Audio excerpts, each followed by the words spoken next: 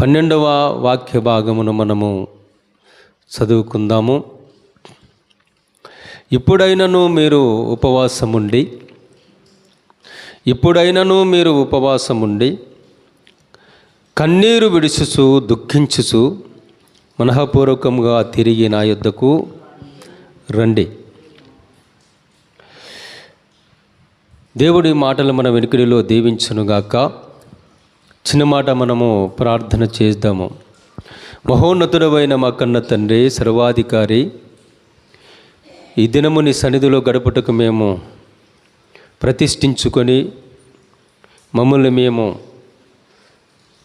ప్రతిష్ఠించుకున్న వారమై, సమర్పించుకున్నటువంటి వారమై ఈ పాద సన్నిధికి వచ్చి ఉన్నామయ్యా. వచ్చినటువంటి మేము ఇంతవరకు పాడి స్తుతించి గణపరిచి ఉన్నాం. ఈ సమయంలో నీ వాక్య భాగమును చదువుకొని ఉన్నాం. ఈ చదవబడినటువంటి లేఖన భాగములో నుండి నాతో మాతో మా అందరితో మీరే మాట్లాడుమని, ఆ మాటలు విని గ్రహించే మంచి మనస్సును అయ్యా గ్రహించి ఆధ్యాత్మికంగా దానిని బట్టి మీ ఎదిగే గొప్ప భాగ్యమును మా అందరికీ ఇవ్వమని యేసునామమున ప్రార్థించి వేడుకొనుచున్నాను తండ్రి. Amen, amen. హల్లెలూయా. మంచిది. నాకు అత్యంత ప్రియులారా, కూడి వచ్చిన మీ అందరికీ ప్రభు పేరిట శుభాలు, హృదయపూర్వకమైన వందనాలు మీ అందరికీ తెలియజేస్తూ ఉన్నాను. అందరికీ వందనాలు. మంచిది. భక్తుడైనటువంటి యేవేలు గారి ద్వారా, ప్రవక్త అయినటువంటి జోయలు గారి ద్వారా దేవుడు మాట్లాడుతూ ఉన్నటువంటి, ఆనాడు ఉన్నటువంటి ప్రజలతో దేవుడు మాట్లాడాడు. ఈనాడు ఉన్నటువంటి దేవుని పిల్లలమైనటువంటి మనతో దేవుడు మాట్లాడుతూ ఉన్నాడు. దేవుడు మనకు సెలవిస్తున్నటువంటి మాట ఏమిటంటే, ఇప్పుడైనను మీరు ఉపవాసముండి అనే మాట మనకు కనపడుతుంది. ఇప్పుడైనను మీరు ఉపవాసముండి కన్నీళ్లు విడుచుచు దుఃఖించుచు మనస్పూర్వకముగా నా యొద్దకు రండి అన్నాడు. ఈ విషయాన్ని ఒక్కసారి మనం జ్ఞాపకం చేసుకోవాలి ప్రియులారా. ఎందుకు చెబుతూ ఉన్నాడు భక్తుడు అంటే, ఆనాడు ఉన్నటువంటి ప్రజలు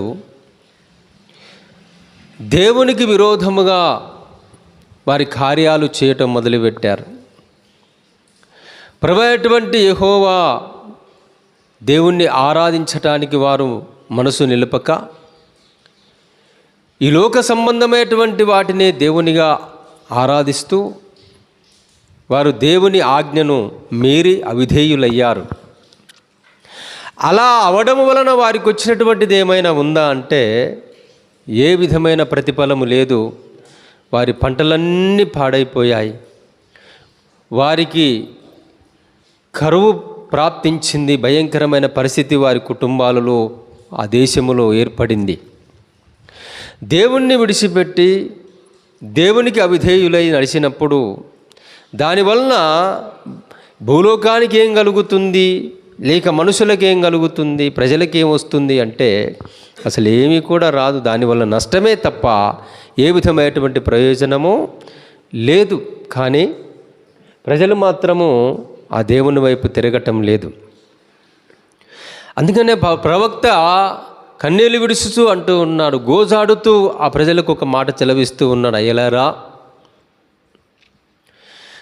ఆ దేవాది దేవుడు చెలవిస్తూ ఉన్నాడు, ఆయన మాట మీరు ఆలకించండి. ఇప్పుడైనా మీరు ఉపవాసముండి కన్నీళ్లు విడుచుచు మనఃపూర్వకంగా దేవుని వైపు తిరిగి రండి. మీ జీవితాలు బాగుపడతాయి. మీరు ఏదైతే పోగొట్టుకున్నారో, ఏదైతే కోల్పోయారో, ఏదైతే నష్టపరుచుకున్నారో, ఏదైతే మీ జీవితంలో నష్టము కలిగిందో అది మరలా తిరిగి పొందడానికి మీకు ఒక అవకాశము దేవుడు ఇస్తూ ఉన్నాడు. ఆ అవకాశం ఏమిటయ్యా అంటే, ఉపవాసముండి దేవుని వైపు తిరగండి అంటున్నాడు.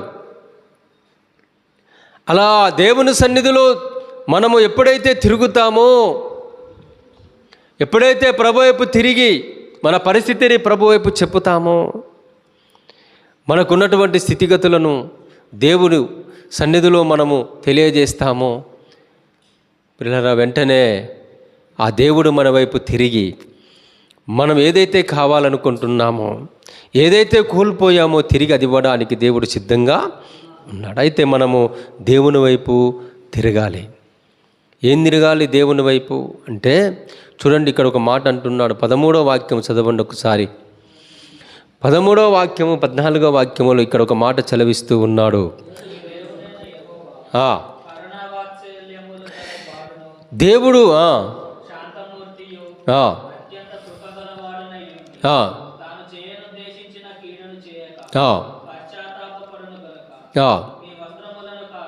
మీ వస్త్రములను కాక మీ హృదయములను చింపుకొని ఆయన తట్టు తిరుగుడి.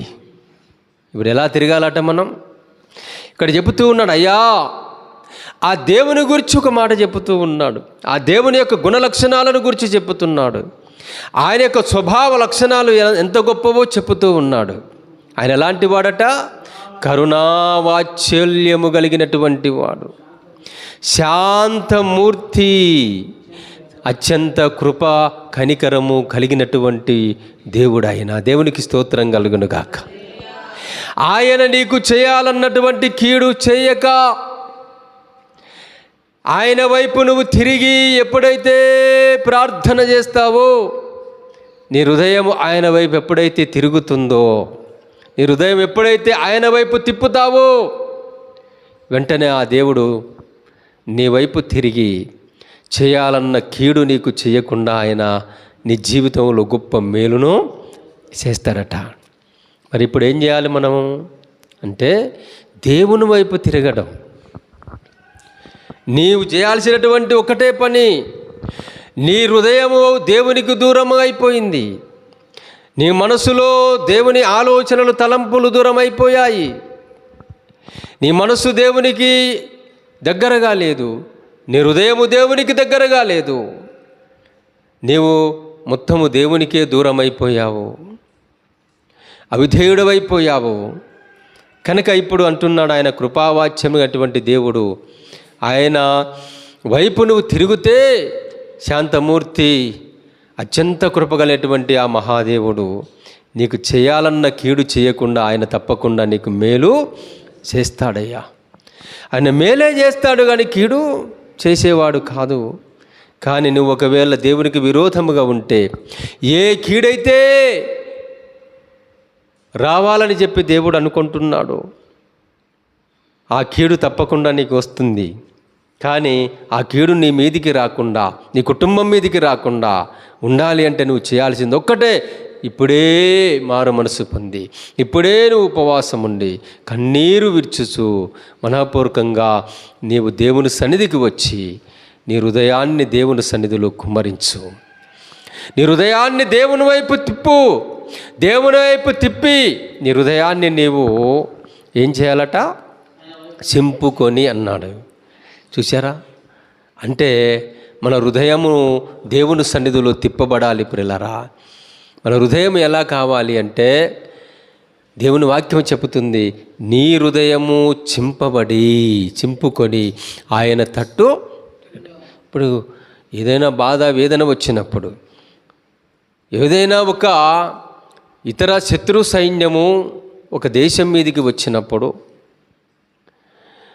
ఆ శత్రు సైన్యము వచ్చి ఆ ప్రజలకుతో మాట్లాడుతున్నప్పుడు, లేక ఆ శత్రు సైన్యములో ఉన్నటువంటి రాజుగారు ఈ రాజుగారికి ఒక లేఖ రాసి,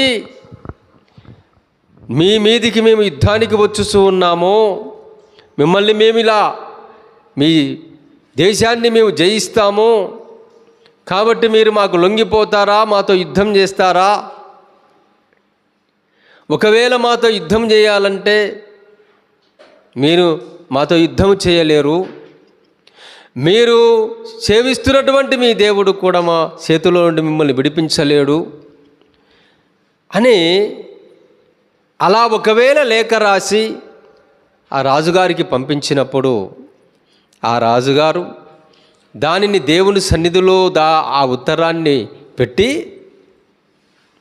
ఆయన ఆ ఉత్తరాన్ని చదవగానే ఆ రాజుగారు ఉన్నటువంటి వ్యక్తులందరూ కూడా ఆ వస్త్రాలన్నీ కూడా చింపి వేసుకొని ఏం చేశారట? వస్త్రాలు చింపి వేసుకొని వారు ప్రార్థన చేయటం మొదలుపెట్టారు. పిల్లరా, ఆ చిట్టిని దేవుని సన్నిధిలో పరచి ఇలాగ ప్రగల్భాలు పలికి మమ్మల్ని, మా దేశాన్ని నాశనం చేస్తానంటున్నారయ్యా అని వారు వస్త్రాలు చింపుకున్నారు.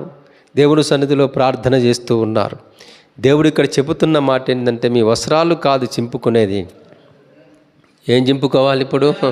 మీ హృదయములను చింపుకొనండి. పిల్లరా, మన హృదయము ఎవరి వైపు రావాలట? దేవుని వైపు రావాలట. దేవుని వైపు తిరగాలట. ఎప్పుడైతే నీవు నీ హృదయమును దేవుని వైపు తిప్పుతావో అప్పుడు నువ్వు చేసే ప్రతి ప్రార్థన, ప్రతి విజ్ఞాపన దేవుడు తప్పకుండా ఆలకిస్తాడు. పిల్లరా, చూడండి, బైబిల్ గ్రంథంలో ఒక్క స్త్రీ ప్రియ దేవుని బిడ్డలారా తన హృదయాన్ని దేవుని సన్నిధిలో చింపుకొని తన హృదయాన్ని దేవుని వైపు తిప్పి ఆమె ప్రార్థన చేసినప్పుడు అద్భుతమైనటువంటి కార్యము దేవుడు జరిగించాడు. ఎలా చేశారట? ఎలా తిరగాలట దేవుని వైపు? మన హృదయములను తిప్పుకోవాలి. అందుకనే భక్తుడైనటువంటి దావీదు గారు రాసినటువంటి కీర్తన భాగములో ఒక మాట మనకు కనపడుతుంది. దావీదు గారు రాసినటువంటి కీర్తన చూడండి, 34వ కీర్తన అనుకుంటే ఒకసారి మనం చూద్దాం. పిల్లారా, 51వ కీర్తన, సంకీర్తన 51 చూడండి, 17 వాక్య భాగము చదువుకుందాము. చూసారా? విరిగిన మనస్సే దేవునికి ఇష్టమైన బలులు, విరిగి నలిగిన హృదయమును నీవు అలక్ష్యము చెయ్యవు. అంటే ఇప్పుడు ఏం కావాలి? దేవుడు ఏం కోరుతున్నాడు అంటే, మీ హృదయాలను నాకు ఇవ్వమని దేవుడు అడుగుతున్నాడు. మీ హృదయాలు నా వైపు తిప్పండి అని దేవుడు ఆజ్ఞాపించుతూ ఉన్నాడు. ఇప్పుడు ఎవరు తిప్పాలి? ఏం తిప్పాలి? దేవుని వైపు మన హృదయాలను తిప్పాలి. అంటే ఆ హృదయం ఎలా ఉండాలంటే అక్కడేమో చింపుకొనండి అన్నాడు. ఇక్కడేమంటున్నాడంటే విరిగి నలిగిన మనస్సు, విరిగి నలిగిన హృదయము నీకు ఇష్టమైనటువంటిది. నీకు ఇష్టమైనటువంటి బలియాగం అది, నీకు ఇష్టమైనటువంటి బలి అది. కాబట్టి నా హృదయాన్ని నీ ఎదుట అప్పచెప్పుతున్నాను. విరిగి నలిగిన హృదయముగా నా హృదయాన్ని నీకు సమర్పిస్తూ ఉన్నాను. విరిగి నలిగిన మనస్సుగా నా మనస్సును నీకు అప్పచెప్పుతూ ఉన్నాను. ఇది నీకు ఇష్టమైన బలిగద ప్రభువా. నిజమే ప్రియులారా, మన మనస్సు విరగాలి, మన హృదయము నలగాలి.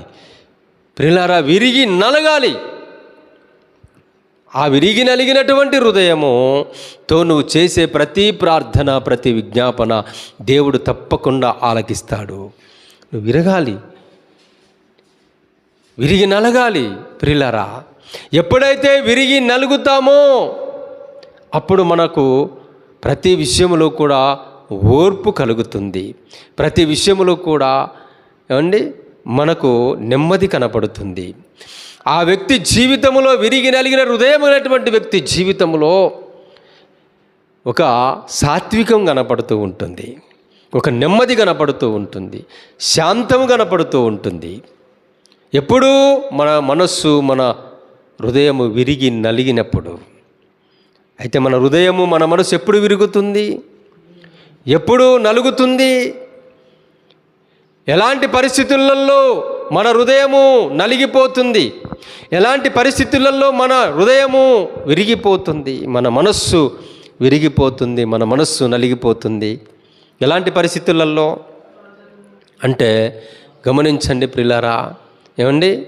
ఎప్పుడు అంటే మన హృదయానికి కానివ్వండి, మన మనసు కానివ్వండి, ఆధ్యాత్మికంగా కావచ్చు, భౌతికంగా కావచ్చు, మన హృదయానికి, మన మనస్సుకు గాయమైనప్పుడు. ఎప్పుడు కలుగుతుంది? గాయమైనప్పుడు మన హృదయము విరిగిపోతుంది, నలిగిపోతుంది. మన మనస్సుకు గాయమైనప్పుడు మన మనస్సు విరిగిపోతుంది, నలిగిపోతుంది. ప్రియులారా, ఎప్పుడట? ఎప్పుడు మన హృదయం మనకు గాయమైనప్పుడు. ప్రియులారా, అందుకనే భక్తుడు ఒక పాట పాడుకున్న చూడండి. అది భౌతికంగా కావచ్చు, ఆధ్యాత్మికంగా కావచ్చు.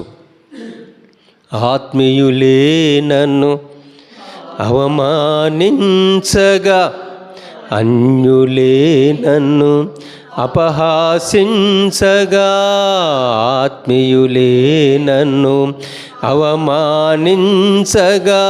అన్యులే నన్ను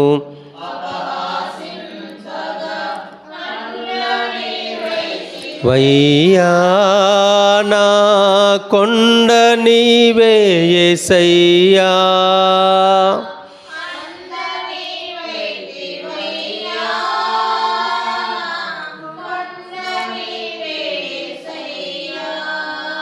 ఆత్మీయులైనటువంటి వారు అనగా మన తోటి సహదాసులు కావచ్చు, సహోదరి సహోదరులు కావచ్చు. ఆత్మీయ జీవితములో ఎదుగుతున్నటువంటి నిన్ను ఎదగకుండా నీ మనసును ఏదో ఒక రకంగా గాయపరిచినప్పుడు, నీ హృదయమును ఏదో ఒక రకంగా గాయపరిచినప్పుడు, అప్పుడు మన హృదయం ఏమవుతుందంటే గాయమైపోతుంది, మన మనస్సు గాయమైపోతుంది. అలాగనే లోకములో ఉన్నవారు కూడా, లోకములో ఉన్నటువంటి వారు కూడా మనల్ని గాయపరుస్తారు. లోకములో ఉన్నటువంటి వారు కూడా మన మనస్సును, మన హృదయాలను గాయపరిచే అవకాశం ఉన్నది. నానా రకాలుగా వారు నిందించి, అవమానించి, మన మీద చెడ్డ మాటలు పలికి మన్ని బాధ పెట్టేటువంటి అవకాశాలు కూడా ఎన్నో ఉన్నాయి. అది ఆత్మీయులు కావచ్చు, లేక లోకములో ఉన్నటువంటి వారు కావచ్చు. ఈ రెండు రకాలైనటువంటి గాయాలు నిన్ను, నీ మనస్సును, నీ హృదయాన్ని తగిలినప్పుడు నీ మనస్సు, నీ హృదయము వేదనతో నిండిపోతుంది. అప్పుడు నీవు చేసే ప్రతి ప్రార్థన, ప్రతి విజ్ఞాపన దేవుడు మన సమీపముగా వచ్చి, దేవుడు నీ సమీపముగా వచ్చి ఆయన నీ ప్రార్థన అలక్ష్యం చేయకుండా ఆ ప్రార్థన విని దానికి దేవుడు తప్పనిసరిగా నీకు ప్రతిఫలము ఇస్తాడండి. కనుక ఇప్పుడు ఏం కావాలి అంటే, అందుకే దేవుడు కోరుతున్నాడు ఏమిటంటే, మీ హృదయాలను చింపుకొని నా వైపు తిరగండి. నీ మనస్సు విరిగినటువంటి నీ హృదయాన్ని తిప్పుకొని నా వైపు తిరుగు. అప్పుడేమవుతుందయ్యా అంటే, దేవుడు మన హృదయాన్ని అలక్ష్యం చేయడు, మన మనస్సును అలక్ష్యం చేయకుండా మనము చేసినటువంటి ప్రార్థన విజ్ఞాపనలు దేవుడు తప్పకుండా ఆయన ఆలకించి మనకు కావలసినటువంటి ఆశీర్వాదమును దేవుడు అనుగ్రహిస్తాడు. యూట్యూబ్లో కొన్నిసార్లు ఒక ఆమె ఎవరో తెలియదు, తల్లిగారు, ఆమె జీవితంలో దేవుడు చేసినవి చెబుతూ ఉంటుంది. ఏమని చెబుతుందంటే, అంటే ఆమె జీవితంలో జరిగింది, అది ఆమె చెప్పుకున్నది, తప్పేం కాదు. ఆమె ఏం చెబుతుంది అంటే, ఒకసారి ఇలాగనే ఒక మందిరం వేసుకున్నారు, మామూలు మందిరం. ఆ మందిరం వేసుకున్నప్పుడు ఆ మందిరపు ఆ కొయ్యని పట్టుకొని, ఆ మొరాన్ని పట్టుకొని, అయ్యా ఇది మంచి మందిరం అగునుగాక, మంచి మందిరం కట్టబడునుగాక అని ప్రతి దినము ప్రార్థన చేసేవారట. చేస్తూ ఉంటే దేవుడు ఒకానొక దినమున ఆమె ప్రార్థన ఆలకించి అనుకున్న దానికంటే మంచి మందిరాన్ని కట్టించాడు. దేవుడు ఇలా చేస్తాడని చెప్పేసి ఆమె చెబుతుంది. కొన్ని భౌతిక సంబంధమైన, శారీరక సంబంధమైనటువంటి ఆశీర్వాదములు కూడా దేవుడు నాకు ఇచ్చాడు అని చెప్పి ఆమె కొన్ని విషయాలు చెప్పుకుంటూ వచ్చింది. ఒకటి, నా జీవితంలో ఇది కావాలని కోరుకున్నాను, దేవుణ్ణి అడిగాను, పరిశుద్ధాత్మదేవా నాకు కావాలి తండ్రి, ఇది నాకు సహాయం చేయి అంటే దేవుడు అనుకోకుండా వారి జీవితంలో అది ఇచ్చాడు. అలా కాకుండా ఇంకొక ఆశ్చర్యకరమైన విషయం ఏంటంటే, ఒకసారి గ్యాస్ అయిపోయింది. సడన్లీ గ్యాస్ అయిపోతే ఆమె ఏం చేసి ప్రార్థన చేసిన, ప్రభువా పరిశుద్ధాత్మదేవా మరి నాకు గ్యాస్ అయిపోయింది, ఇప్పుడు గ్యాస్ కావాలని ప్రార్థన చేస్తే ఆమెకు దేవుడు గ్యాస్ పంపించిండట.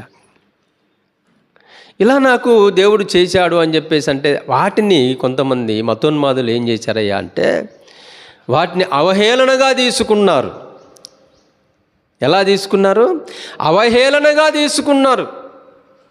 తీసుకొని ఒక ఆమె ఏం చేసిందంటే, ఇదిగో నాకు 2 రోజులు అవుతుంది గ్యాస్ అయిపోయి, బండి అక్కడ పెట్టి అంటుంది కదా, పరిశుద్ధాత్మ దేవుడా నా గ్యాస్ పంపి అంటే పంపిస్తారండి? ఇదిగో పరిశుద్ధాత్మను అడిగిన కానీ నా గ్యాస్ పంపించలే అంటుంది ఆమె. ఆమె చెప్పిన దాన్ని ఈమె తీసుకుని ఏమంటుందంటే అపహాస్యంగా ఏమంటుందంటే, పరిశుద్ధాత్మ దేవుడా నువ్వు గ్యాస్ ఇస్తావాట కదా నాకు పంపి ఇగో గ్యాస్ ఇక్కడ పెట్టినా, ఇంకా బండి ఏం రాలే, నాకు గ్యాస్ లేదు. అట్లా ఇస్తారండి గ్యాస్? అదే లేక అడుగుతున్నా. ఏమండి, ఆమె ప్రార్థన చేసింది, గ్యాస్ కావాలని ప్రార్థన చేసింది అంటే ఏదో ఇట్లనా బండి ఆడబెట్టేసి గ్యాసురా పరిశుద్ధాత్మ గ్యాస్ అట్లనా ప్రార్థన చేసింది? ఇదిగో ఇలాగూ ప్రార్థన చేసింది. ఎలాగూ? విరిగిన హృదయముతో, విరిగిన మనస్సుతో ప్రభు పాదాలు పట్టుకొని తమ హృదయమును మనసును దేవుని వైపు త్రిప్పి ఆమె దేవుని సన్నిధిలో ప్రార్థన చేసింది గనక ఆ ప్రార్థన దేవుడు ఆలకించి ఆమెకు కావలసిన అవసరత తీర్చాడు. నువ్వు అట్లా కాకుండా ఏదో ఏలనగా పరిశుద్ధాత్మ గ్యాస్ పంపి అట్లితరా? బైబిల్ అలా చెప్తుందా? ఏమంటున్నా? నా వైపు తిరగండి. అసలు నువ్వు తిరుగుతే కదా అసలు అది ఏదో అపహాస్యంగా చేద్దాము క్రైస్తవులను అన్నట్టుగా చెబుతున్నారు, కానీ వాళ్ళే అపహాస్యం పాలైపోతూ ఉన్నారు. మనం కాదు, దేవుడు అపహాస్యం కాదు. దేవుడు చెప్పేటువంటి ప్రతి కార్యం తన భక్తుల జీవితంలో జరగాలి అనుకున్నప్పుడు జరుగుతుంది. ఏలియా భక్తుడు ఆ యొక్క అడవిలో ఉన్నాడు, ఒక చెట్టు కింద ఉన్నాడు. ఒక వాగు ప్రక్కన ఉన్నటువంటి సమయంలో ఎవరు ఆహారం పెట్టారు ఆయనకు? కాకుల చేత దేవుడు ఆహారాన్ని పంపించాడు కదా. అది ఎలా జరిగింది మరి? దేవునికి అసాధ్యమా ఏదైనా కార్యం చేయాలనుకున్నప్పుడు? తన భక్తుణ్ణి బ్రతికించాలి, తన భక్తుణ్ణి కావలసిన సమస్తము తీర్చాలి అనుకున్నప్పుడు దేవుడు ఏదో ఒక రకంగా తన యొక్క కార్యాన్ని దేవుడు తప్పనిసరిగా చేస్తాడు కదా. తప్పనిసరిగా చేస్తాడు. చేయడనేది ఏమైనా ఉందా అండి? చూడండి, చాలామంది ఏదో అపహాస్యం చేయాలని కొన్ని రకాలుగా మాట్లాడేటువంటి వారు ఉంటారు. దేవుణ్ణి అపహాస్యం చేస్తే నీకు వచ్చింది ఏమిటి అంటే ఏది రాదు నీకు. నువ్వేదో అనుకుంటున్నావు. నీ జీవితంలో దేవుని ఉగ్రతను చూస్తావు తప్ప ఏ విధమైనటువంటి ఆశీర్వాదం నీ మీదకి రాదండి. ఎలా వస్తుంది? నీవు ఒకవేళ దేవుని వైపు తిరిగి నీవు పోగొట్టుకున్నది తిరిగి రావాలి అనుకుంటే, నువ్వు ఏదైతే నష్టపరుచుకున్నావో, ఏదైతే నష్టమై ఉన్నదో తిరిగి ఆ నష్టమును నువ్వు పూడ్చుకోవాలి అనుకుంటే నువ్వు చేయాల్సింది ఏంటో తెలుసా? ఇప్పుడే విధేయుడవై దేవుని మాటకు లోబడి దేవుని వైపు నువ్వు తిరిగి నీ హృదయాన్ని చింపి, అంటే విరిగి నలిగిన హృదయము కలిగి విరిగి నలిగిన మనస్సుతో నువ్వు ప్రార్థన చేయగలిగితే, దేవుని వైపు తిరగగలిగితే, ఇప్పుడైనా నువ్వు ఉపవాసం ఉండి కన్నీళ్లు విడిచుతూ మనఃపూర్వకంగా నా యుద్ధకు రండి అన్న దేవుని వాక్కు ప్రకారముగా నువ్వు చేయగలిగితే, ఈ మాట వింటున్నటువంటి దేవుని బిడ్డలారా, ఎవరైనా సరే ఇలాగ నువ్వు ఒక్కసారి చేర్చుడు, నీ జీవితంలో తప్పనిసరిగా నీ గొప్ప కార్యం జరుగుతుంది. జరగదని మనం ఎలా అనుకుంటాం? తప్పనిసరిగా జరగకపోతే చూడండి, అలా దేవుని వైపు తిరిగి ఒక్కసారి చేయండి. దేవుని సహాయం ఏ విధంగా, ఏ దిక్కులో నుండి ఏ విధంగా నీకు సహాయం వస్తుందో తప్పనిసరిగా దేవుని సహాయం నీకు కలుగుతుంది. ఇది విశ్వాసం, ఇది నమ్మకం. దేవుని సన్నిధిలో మన హృదయాన్ని కుమ్మరించే విధానం అది. అందుకనే బైబిల్ గ్రంథంలో కూడా భక్తుడు చెబుతూ ఉన్నాడు. చూడండి ఒకసారి సమూయేలు గ్రంథం చూడండి, సమూయేలు మొదటి గ్రంథము 1వ అధ్యాయము. ఇక్కడ ఒక మాట చూసుకొని మనం ప్రార్థనలో ఉపక్రమించుదాం.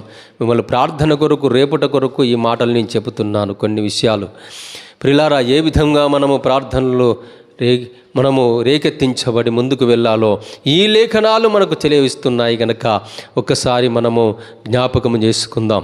ప్రియులారా, 15వ వాక్యం చదువుకుందాం. 1:15.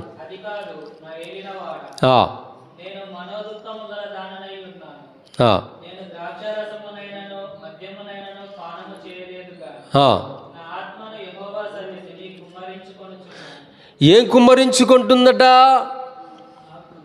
నా ఆత్మను నేను యెహోవా సన్నిధిలో కుమ్మరించుకొనుచున్నాను. ఎందుకని అంటే 12వ వాక్యమును చదవండి ఒకసారి.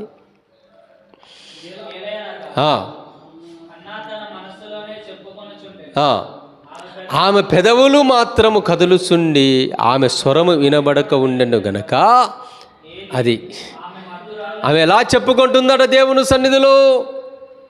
కన్నీరు కార్చుచు హృదయ వేదనతో తన హృదయాన్ని దేవుని సన్నిధిలో, తన ఆత్మను దేవుని సన్నిధిలో కుమ్మరించి, తన మనస్సును, తన హృదయాన్ని, తన హృదయం విరిగిపోయింది. విరిగిన హృదయముతో, విరిగిన మనస్సుతో ఆమె దేవుని సన్నిధిలో తన ఆత్మను, తన హృదయాన్ని, తన ప్రాణాత్మ శరీరములను దేవునికి సమర్పించి ఆమె ప్రార్థన చేస్తుంది. ఆమె హృదయం విరిగిందా లేదా, ఆమె మనసు విరిగిందా లేదా అంటే విరిగిందనే మనం చెప్పాలండి. ఎందుకు విరిగిందని చెప్పాలి మనము అంటే, చూడండి ఇక్కడ ఒక మాట మనకు కనపడుతూ ఉంటుంది. చూడండి 7వ వాక్యం చదువుకుందాం. 7వ వాక్యం.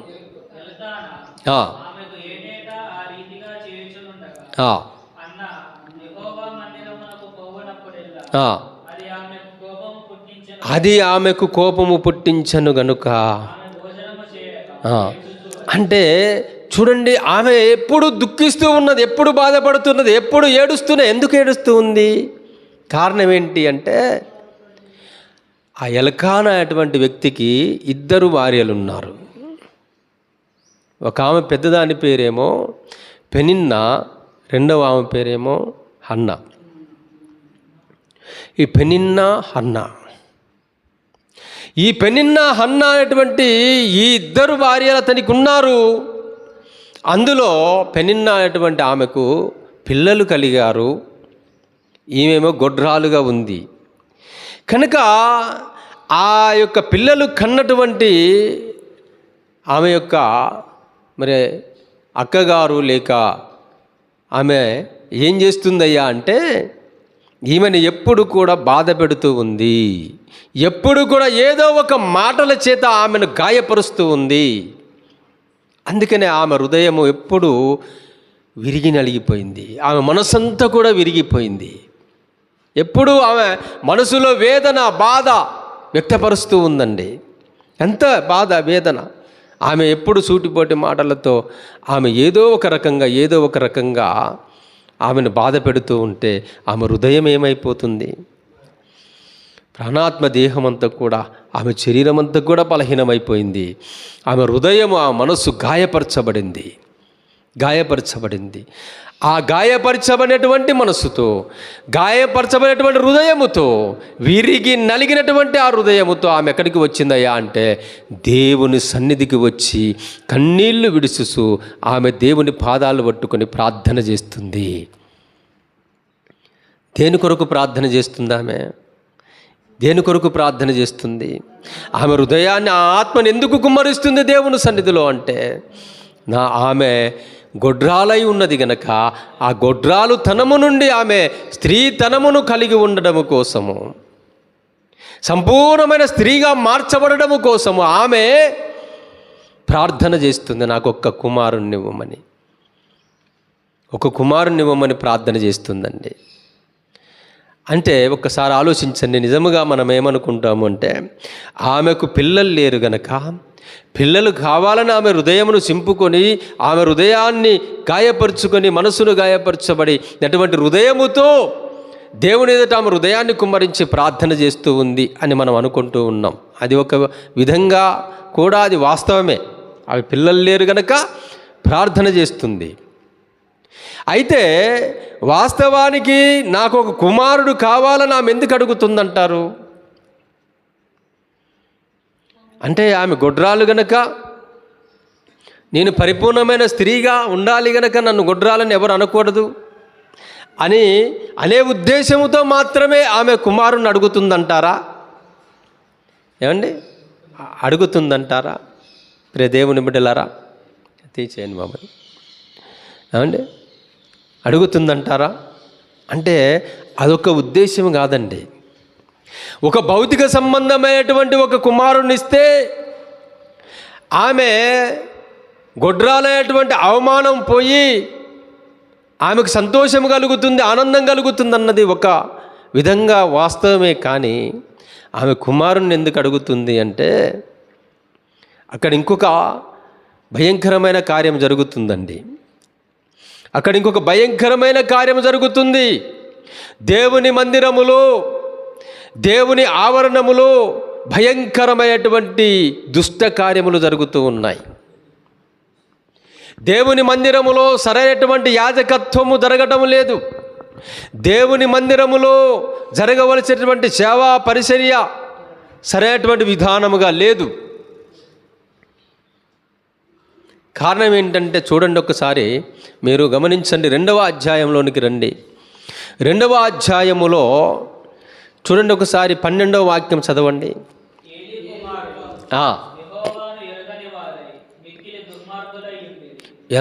ఏమయ్యారట వీళ్ళు? ఏలి ఎవరు? యాజకుడు కదా ఆయన. దేవుని మందిరములో సేవా పరిచర్య చేస్తున్నటువంటి ఒక సేవకుడు కదా ఆయన. ఒక గొప్ప యాజకుడు, దేవుని చేత పిలువబడి దేవుని మందిరములో పరిచర్య చేస్తున్నటువంటి యాజకుడు కదా. అతని కుమారులు ఏమయ్యారు చూశారా? ఆయనేమో ఒక యాజకుడు, ఆయనేమో ఒక సేవకుడు, ఒక పాస్టర్ అనుకుందాం. కానీ కుమారులు ఏమైపోయారట? దుర్మార్గులు అయిపోయారట. అసలు దేవుణ్ణి ఎరగనటువంటి మహాభయంకరులు అయిపోయారట. సరే, అట్లా వదిలిపెట్టండి. అలాంటి పరిస్థితులలో దేవుని పరిచర్య జరుగుతూ ఉంటే వీళ్ళు కూడా పరిచర్యలో పాలిభాగస్తులయ్యారు, తండ్రి గారితో సహా. వారు ఏం చేసేటువంటి వారు అంటే అక్కడ ఇంకొక భయంకరమైన కార్యం జరుగుతుందండి. ఏమిటి అంటే చూడండి, 22వ వాక్యం చదవండి.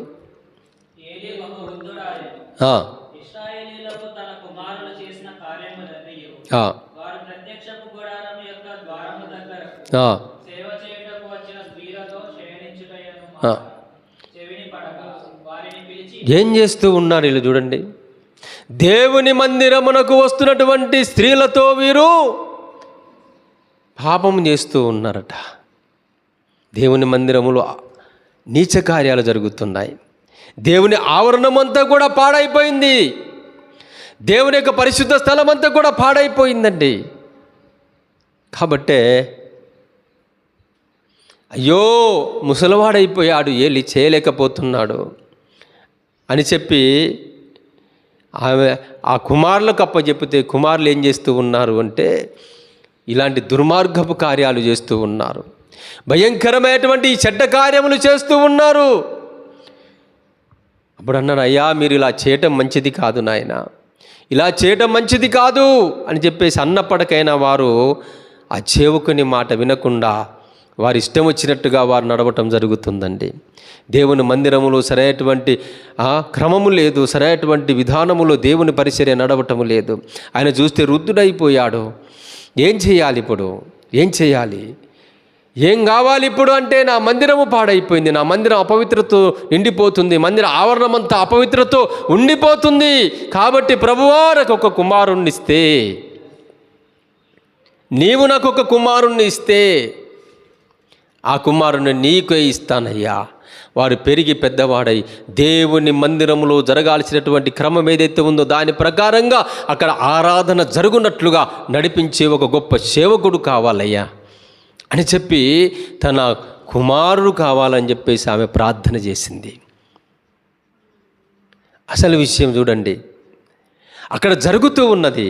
అంతేకాదు ఏమండి, అక్కడ ఎవరైనా ఒకవేళ బలి అర్పించాలని వచ్చినప్పుడు, ఏమండి బలి అర్పించాలని వచ్చినప్పుడు వీళ్ళు ఏం చేసేటువంటి వారంటే, ఈ ఏలి యొక్క కుమారులు ఇద్దరు కూడా ఏం చేసేటువంటి వారంటే అండి, ఉడుకుతూ ఉంటేనే దాంట్లో ఒక కొంకి పెట్టేసి తీసి వారు అది ఇంకా ఉడుకుతూనే ఉంది, ఉడికిన తర్వాత తినొచ్చు కదా, ఆ ఉడికేదాన్నే తీసుకొని తినేటటువంటి వారు. అంతేకాదు క్రొవ్వు ఉంటుంది, ఈ క్రొవ్వు అయితే మీ తర్వాత ఇవి దేవుని సన్నిధిలో ఏం చేయాలంటే దహించాలి వాటిని. ఏమండి, ఈ యొక్క బలి పశువు యొక్క క్రొవ్వును దేవుని యొక్క బలిపీఠం మీద దాన్ని ఏం చేయాలి అంటే దహించాలి. అది దహించిన తర్వాతనే ఈ మాంసమును మనము వండుకోవాలి, తర్వాత దాన్ని తినాలి. కానీ వీళ్ళు ఏం చేసేటువంటి వారు తెలుసా? వీళ్ళు ఏం చేసేటటువంటి వారంటే అది ఆ కొవ్వును దేవునికి బలిగా బలిపీఠం మీద నైవేద్యంగా అర్పించకముందే వీళ్ళు మాకు మాంసం పెట్టు, అలా కాదయ్యా, ఇది ఈ బలిపీఠం మీద నైవేద్యంగా దీన్ని సమర్పించాలి దేవునికి అని అంటే అదంతా మాకు అవసరం లేదు, ముందు ఇచ్చేయి అని చెప్పేసి అంటే వడిన తర్వాత మీకు పెడతాము తినంటే అట్లా మాకొద్దు, పచ్చి మాంసమే కావాలి మాకు. అలా చేస్తే కనీసం ఆనాడు ఉన్నటువంటి ప్రజలు దేవుని మందిరంలోనికి వచ్చి దేవునికి దహన బలి సమర్పించి నైవేద్యములు సమర్పించడానికి కూడా అయిష్టముతో నిండి ఉన్నారు వాళ్ళందరూ కూడా. అందుకని ఇక్కడ చూడండి ఒక మాట, 17వ వాక్యం చదవండి. 17 2వ అధ్యాయం 17.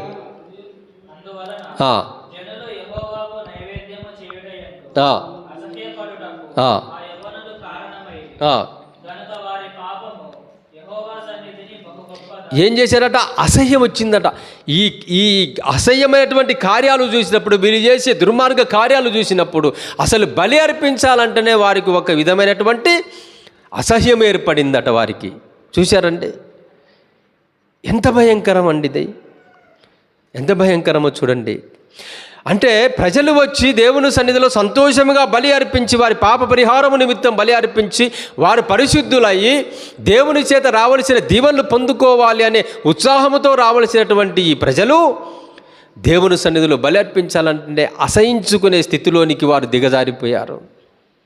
అందరిగా దేవునికి దూరం అయిపోవటం తప్ప ఇంకేముంటుందండి? ఇక దేవుని మందిరానికి దూరం అయిపోవటము, దేవుని యొక్క ఆజ్ఞకు దేవుని యొక్క మాటకు అవిధేయులై తిరగటము తప్ప ఇంకేముంటుంది చెప్పండి? వారిలోనే ఒక అసహ్యత కలిగింది. ఇక దేవుని మందిరానికి వెళ్ళి ఏం సుఖం అండి? చాలామంది చెబుతూ ఉంటారు ఈ రోజున, కొంతమంది ఈ లోకములో క్రైస్తవులుగా దేవుణ్ణి ఆరాధిస్తున్నటువంటి వారి యొక్క ప్రవర్తనను చూసి కొంతమంది ఏమంటారంటే, వారు దేవుణ్ణి నమ్ముకున్నారు కానీ ఏం సుఖమండి, వారి ప్రవర్తనే సరిగా లేదు, ఇక మేమేం రావాలండి దేవుని సన్నిధికి అంటారు వాళ్ళు. అంటే వారిని చూసినప్పుడు వీరికి దేవుని సన్నిధి పట్ల అసహ్యత కలుగుతుంది. దేవుడు మంచోడే కానీ వెళ్ళి మాత్రమే సుఖమండి, వెళ్ళినోడేమన్నా సుఖంగా ఉన్నాడా, మంచిగా ఉన్నాడా, వాని జీవితం ఎలా ఉంది, వాని బ్రతికే ఇలా ఉంది కదా అని వారు చెప్పినటువంటి వారు కోకొల్లలుగా ఉంటారు, చాలామంది ఉంటారు ప్రియులరా. కానీ ప్రియులరా, మనం అలా ఉండకూడదు. ఏలీ కుమారులాగా మన జీవితం ఉండొద్దండి. ఏలీ కుమారులు దేవుని మందిరమునకు వస్తున్నటువంటి స్త్రీలతోనే అక్రమ సంబంధాలు పెట్టుకొని భయంకరమైన పాపముతో వారు నిండి ఉన్నారు. అందుకనే వారి పాపము దేవుని సన్నిధిలో బహు గొప్పది ఆయను. అందుకనే దేవుని సన్నిధిలో వారు శాపగ్రస్తులుగా తమ్ము తాము అప్పజెప్పుకున్నారు. అంతే, వాళ్ళు శాపగ్రస్తులైపోయారు. దేవుని సన్నిధిలో ఏలీ కుమారులు శాపగ్రస్తులైపోయారు. కనుక దేవుని సన్నిధిలో జరగాల్సినటువంటి ఆ పరిచర్య, జరగాల్సినటువంటి ఆరాధన పద్ధతి ఏదైతే ఉందో అదంతా కూడా ఏమైపోయిందంటే కలగలుపైపోయింది. వారి ఇష్టానుసారంగా చేయటం జరుగుతూ ఉన్నది. అక్కడ జరగాల్సినటువంటి ఆ యొక్క యాజకత్వపు ధర్మము సరిగా లేదండి. కనుక అదంతా చూసినటువంటి, అంటే ఈమె ఎప్పుడు ఏటేటా వెళ్ళినటువంటి వారు, మధ్యలో వెళ్ళినటువంటి వారు, దేవుని మందిరమునకు వెళ్ళి అక్కడ ఆరాధన చేసుకొని తిరిగి వచ్చేవారు. కనుక అక్కడికి వెళ్ళిన తర్వాత అక్కడ పరిస్థితి చూసినప్పుడు ఈమెకు బాధ అనిపించింది. అన్నాకు బాధ అనిపించి, అయ్యా మందిరము పాడైపోతుంది, మందిరములో జరగాల్సిన యాజకత్వ పరిచర్య సరిగా లేదు ప్రభువా, కాబట్టి నాయనా నా గర్భమును తెరిచి ఒక కుమారుణ్ణి ఇస్తే ఆ కుమారుణ్ణి నాయన నీ పరిచర్య కొరకు ఇస్తాను, ఇతడైనా పెరిగి పెద్దవాడై ఇతడు నీ యొక్క యాజకత్వపు ధర్మమును క్రమముగా నడిపిస్తాడయ్యా అందుకు ఒక కుమారుణ్ణి ఇవ్వమని దేవుని సన్నిధిలో తన హృదయాన్ని కుమ్మరించి, తన ఆత్మను కుమ్మరించి ఆమె ప్రార్థన చేయటం జరిగింది ప్రియులారా. ఎలా ప్రార్థన చేసింది? విరిగి నలిగినటువంటి హృదయముతో, విరిగి నలిగినటువంటి మనస్సుతో దేవుని సన్నిధిలో కన్నీళ్లు విడిచి ఉపవాసముండి దేవుని సన్నిధిలో ఆమె ఒక్కటి ప్రార్థన చేసింది. ఒక్కటి దేవుని సన్నిధిలో కన్నీళ్లు విడిచి ప్రార్థన చేసినప్పుడు దేవుడు ఆ యొక్క బిడ్డకు కావలసినటువంటిది ఏదైతే అవసరమై ఉన్నదో దానిని దేవుడు ఇచ్చాడా లేదా అంటే ఇచ్చాడు అని మనం చెప్పుకుంటున్నాం ప్రియులారా.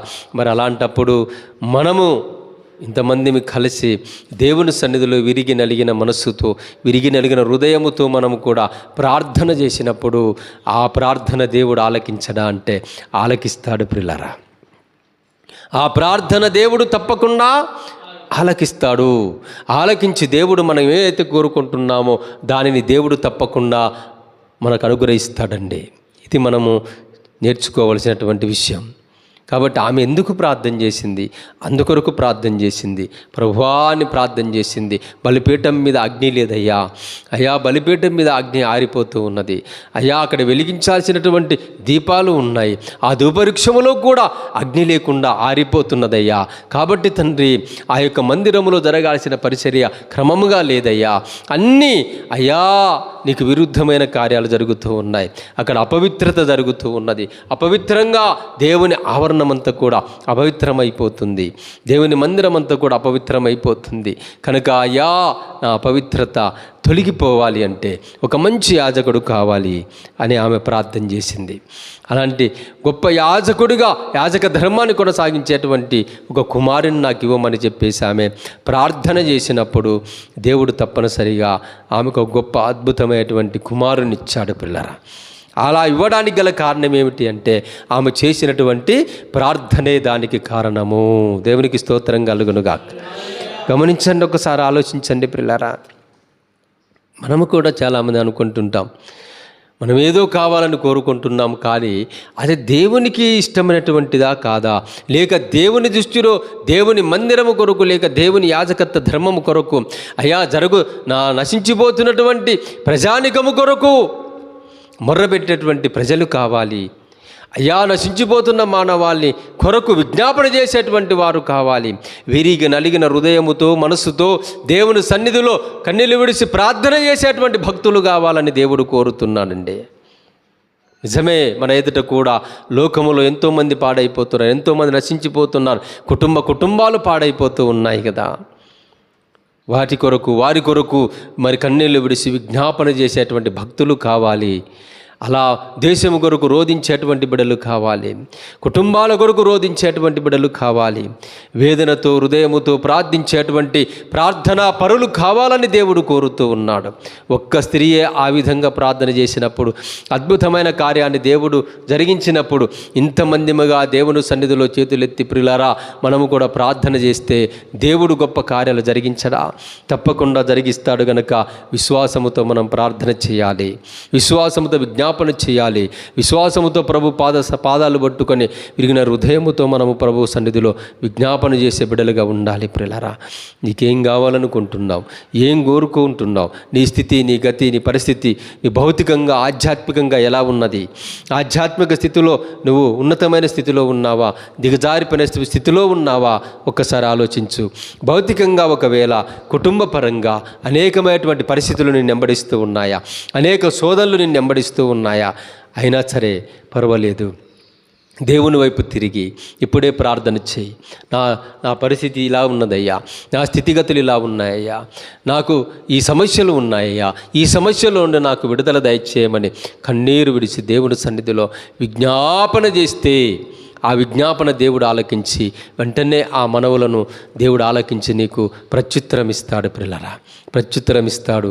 కనుక ప్రభు పాద సన్నిధిలో ఉన్నటువంటి మనము ఒక్కసారి మనల్ని మనం జ్ఞాపకము చేసుకుంటూ దేవుని వాక్యము చెప్పిన విధముగా మనల్ని మనమే జ్ఞాపకం చేసుకొని దేవుని వైపు తిరిగి మనం ప్రార్థన చేద్దాం, దేవుని వైపు తిరిగి మనం విజ్ఞాపన చేద్దాం, మనకున్న పరిస్థితి కొరకు విజ్ఞాపన చేద్దాం, తర్వాత మనకున్నటువంటి ఆధ్యాత్మిక స్థితి కొరకు ప్రార్థన చేద్దాం. మనం ఇంకా ఆధ్యాత్మికంగా బలహీనంగా ఉన్నామేమో, మనం ఇంకా ఆధ్యాత్మికంగా ఎక్కాల్సినటువంటి ఉన్నటువంటి మెట్టులు ఎక్కలేక కిందనే ఉన్నామేమో, ఇంకా ఆధ్యాత్మికంగా దేవుని రాకడ కొరకు సిద్ధపాటు కలిగి లేమేమో. ఇంకా ఒకవేళ అలాంటి స్థితి ఉంటే ఇప్పుడే మనల్ని మనం సరి చేసుకొని ప్రభు వైపు తిరిగి ప్రభు సన్నిధిలో ప్రార్థన చేద్దాం.